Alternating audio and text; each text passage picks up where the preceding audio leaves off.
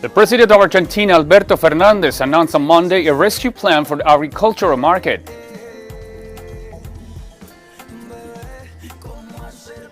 The first Cuban medical brigade sent to Italy to fight the novel coronavirus has completed its mission and has returned to Cuba.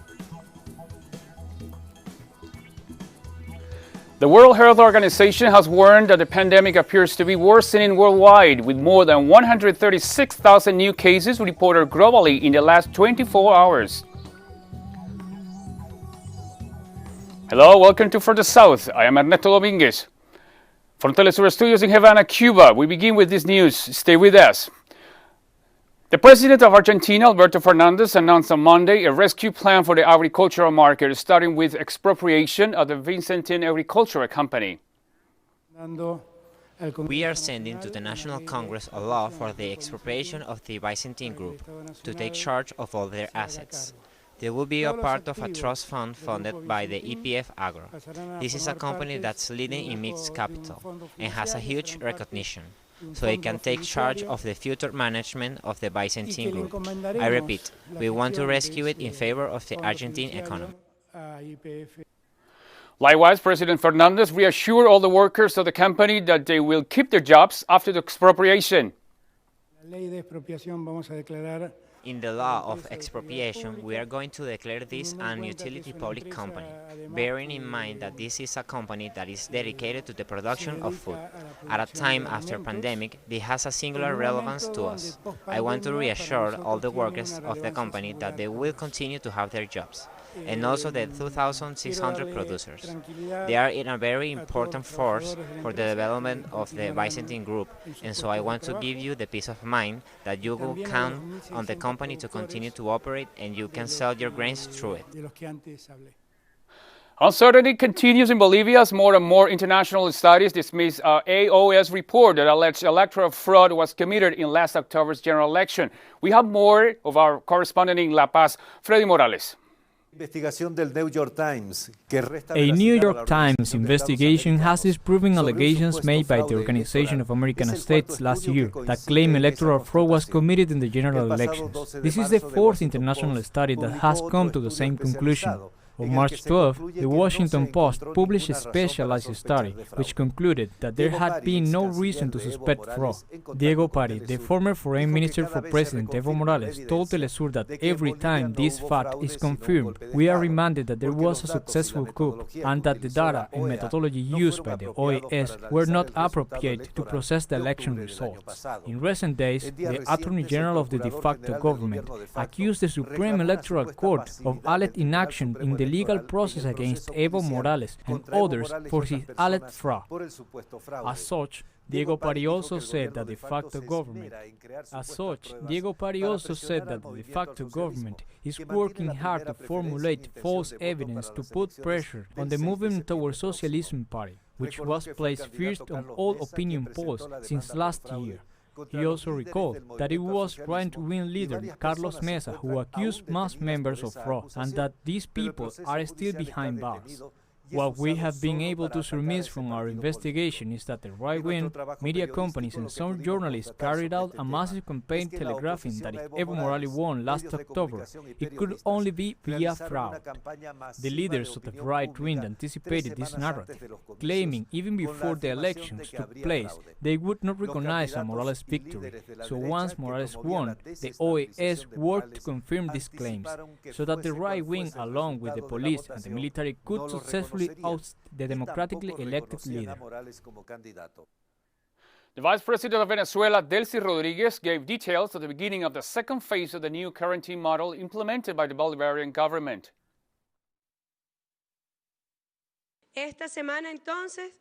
From Monday to Sunday, we will have a radical quarantine for these sectors that have started to reactivate their economic activities.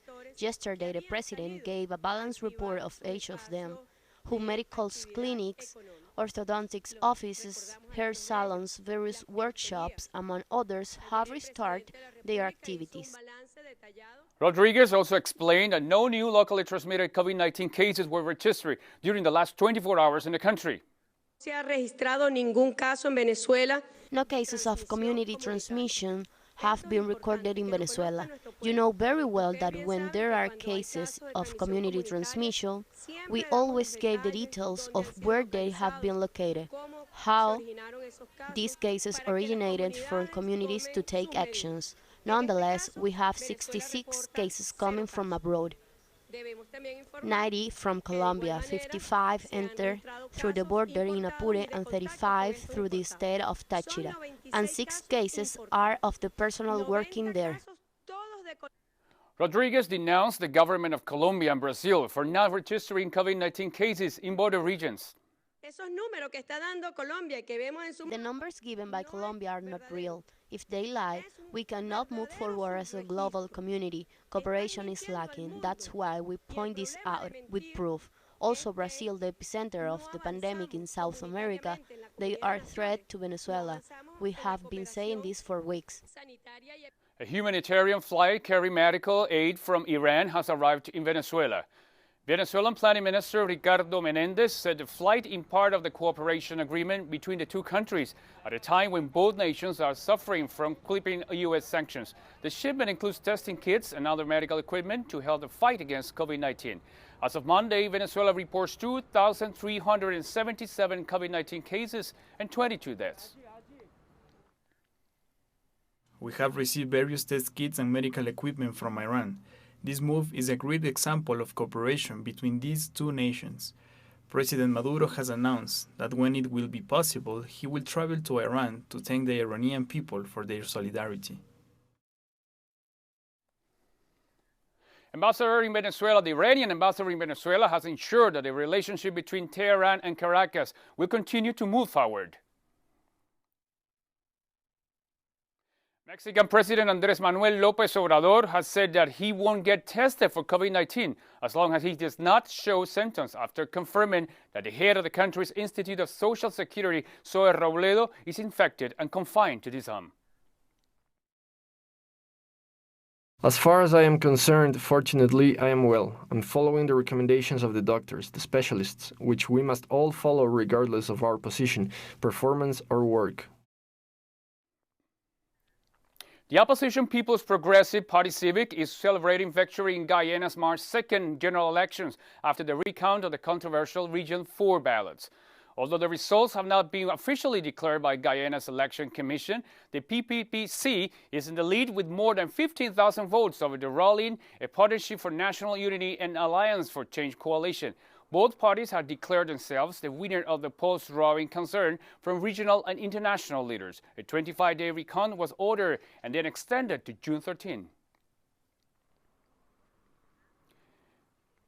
The Secretary General of the 54-nation Commonwealth has called on political leaders to accept the results of the national recount in Guyana, saying the bloc is continuing to pay close attention to the electoral process in the country.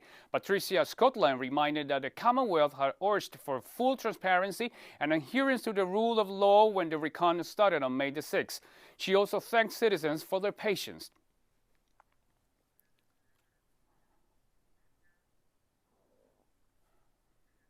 Dr. Timothy Harris has been sworn in for a second term as Prime Minister of St. Kitts and Nevis. Harris will lead for the next 5 years as his Team Unity coalition won 8 of the 11 seats in the election held on Friday. This is one more seat than his 2015 election victory.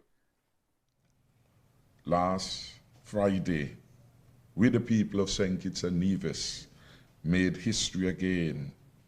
We made history as the first coalition government in the Federation to be returned at an election, after an election with an increased majority.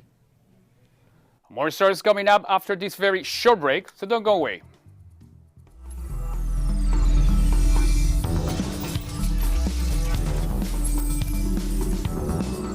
Welcome back to From the South. The first Cuban medical brigade sent to the Italian city of Crema to fight the novel coronavirus has completed its mission and has returned to Cuba. 36 doctors, 15 nurses, and a logistics specialist departed from Italy this Monday after having spent 2 months saving lives in the Italian city. The medical brigade was greeted on arriving at Havana's international airport by Cuban health authorities, and President Miguel Díaz-Canel sent his greetings in a video conference. The brigade performed over 5,000 medical consultations, 3,600 nursing services, and was directly responsible for the recovery and discharge of 210 patients.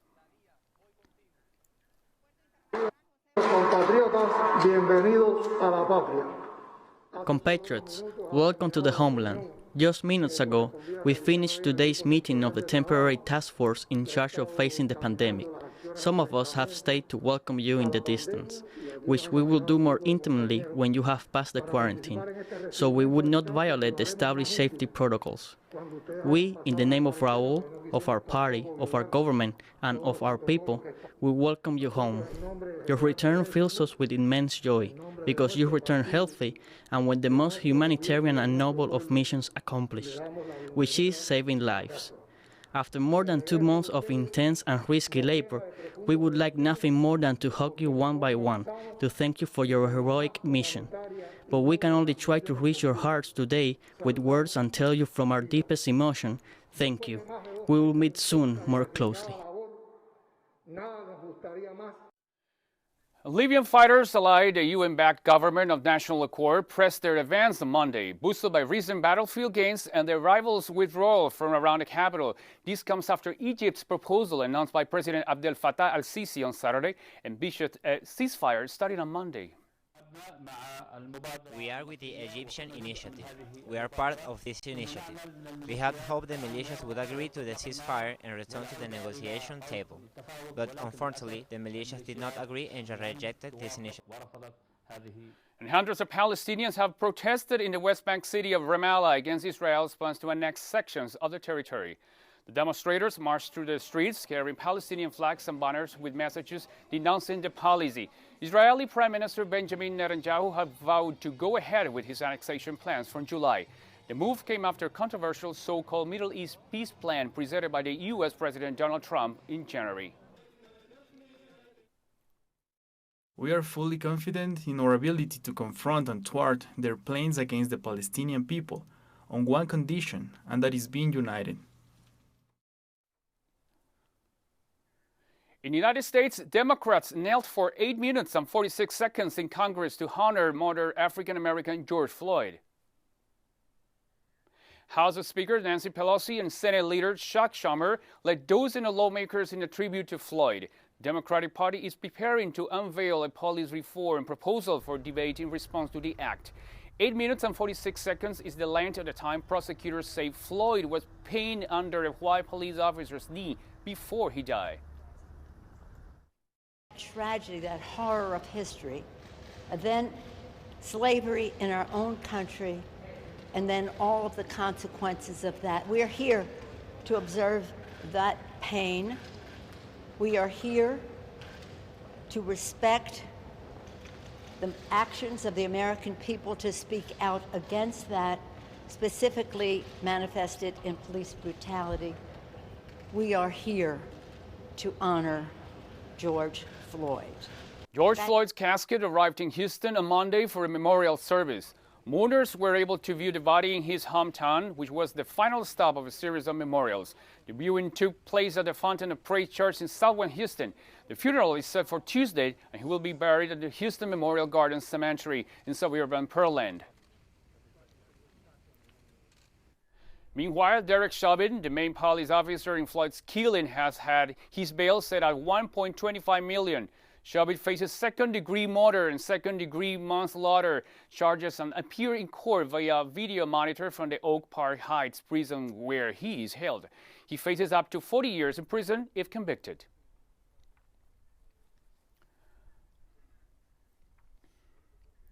Meanwhile, the head of the World Health Organization has expressed his support for the movement that are protesting against racism globally. However, Dr. Tedros Ghebreyesus has urged demonstrators to take caution amid the COVID-19 pandemic. WHO fully supports equality and the global movement against racism. We reject discrimination of all kinds We encourage all those protesting around the world to do so safely. As much as possible, keep at least 1 meter from others.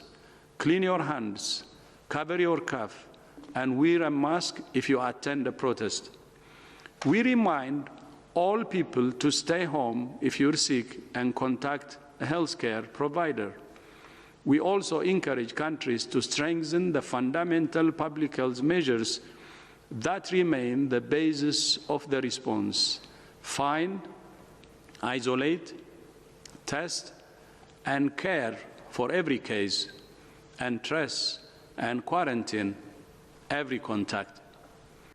And we'll take another short break now. Join us again after this.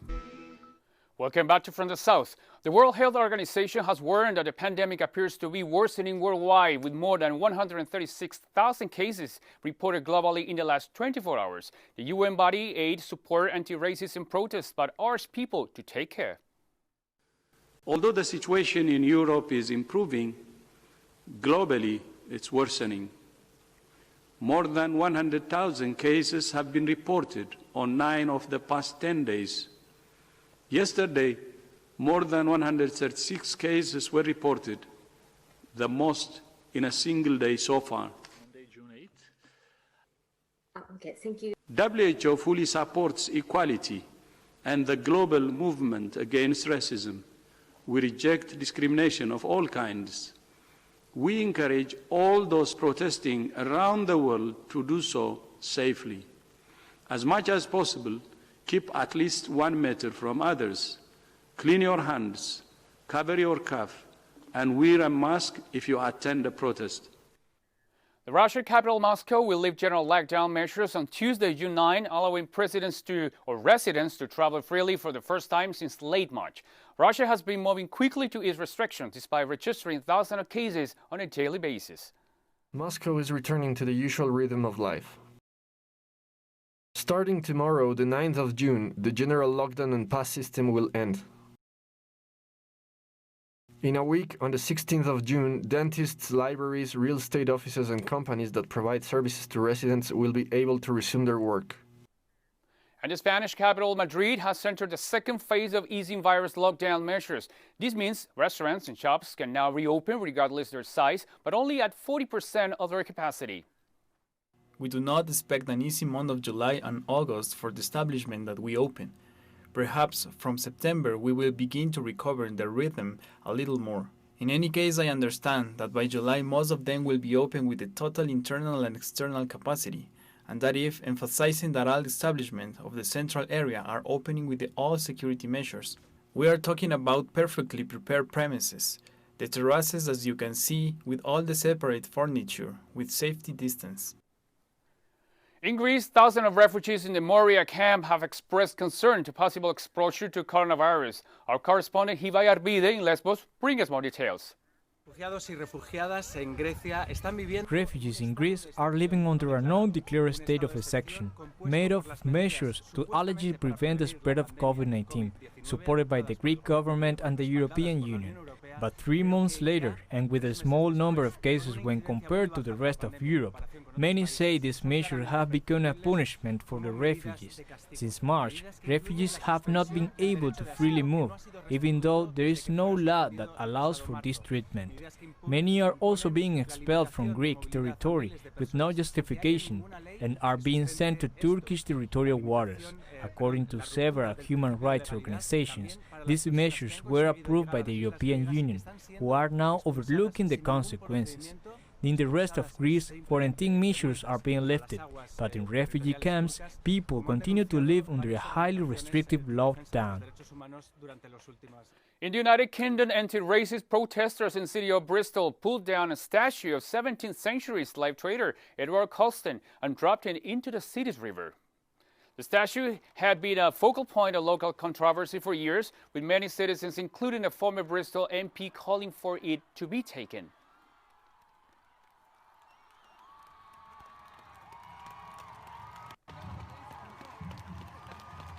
And Moldova have registered a record number of new cases of the novel coronavirus during the just week of June.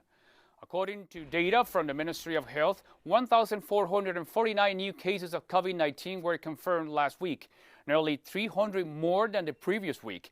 Since the nation's first confirmed case on March 7, the Eastern European country has registered 970,000 cases of the coronavirus and 346 deaths, while authorities imposed a number of restrictions. The rules often weren't respected even by authorities.